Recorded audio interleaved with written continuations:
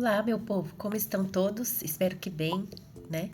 Hoje eu vou falar um pouquinho sobre a história de uma mulher, né? É uma história de uma mulher, assim como muitas de nós, que ela viveu, na verdade, na época de Jesus, né? Essa mulher, gente, ela sofria preconceito, ela ficou sem a família dela, ela perdeu muitos bens por conta de uma condição médica que ela tinha, que era um fluxo sanguíneo contínuo, que durou 12 anos, né? E eu estava conversando com algumas pessoas, né, essa semana, sobre essa condição dessa mulher, né? O que poderia ter acontecido para ela ter tudo isso, assim, durante tanto tempo, né? Acredito que a saúde dela realmente, 12 anos, né? Em 12 anos não tenha ficado boa, muitas outras condições associadas poderiam estar ali presentes, né? E aí eu fiquei pensando, né? O que será que ela podia apresentar, né? Por que será que não cessava aquele fluxo? E aí, algumas suposições, tá? Não vou dizer que foi um diagnóstico, até porque a Bíblia, ela não relata um diagnóstico sobre aquela mulher, sobre a condição daquela mulher, né?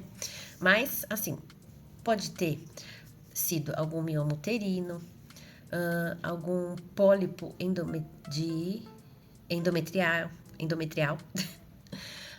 que mais? Distúrbios de coagulação ou endometriose, que também é bem comum, né? E aí o que acontece? Tudo isso, não, uma dessas condições que eu falei poderia causar esse tipo de fluxo contínuo e ininterrupto. Ou às vezes pode ter até sido assim, alguns dias diminui, outros dias aumentam. Acontece que a condição social daquela mulher, ela era muito boa, né? Tinha bens, ela tinha riqueza e ela usou toda aquela riqueza que ela tinha para fazer os tratamentos, né?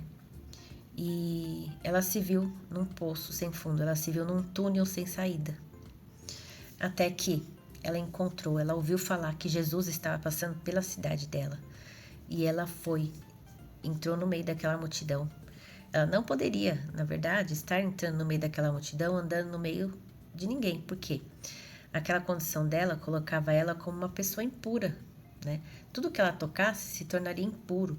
Ela poderia até ser apedrejada, mas ela usou a fé dela e foi até lá, até Jesus, e tocou na orla do vestido das vestes de Jesus e foi curada instantaneamente. Jesus chegou, virou, falou assim: Ué, mas quem me tocou? Aí os discípulos falam: Ué, mestre, mas você está rodeado de uma multidão, como assim você pergunta quem me tocou? Mas Jesus falou: De mim saiu virtude.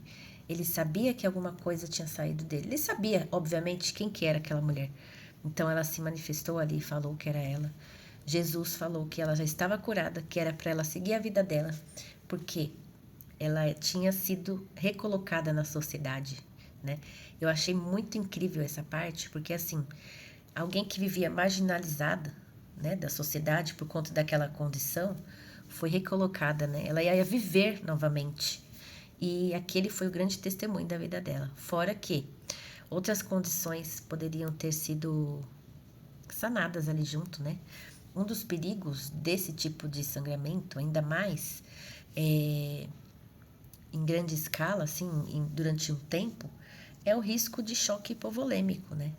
É aquele que você perde líquidos ou sangue até, né? E você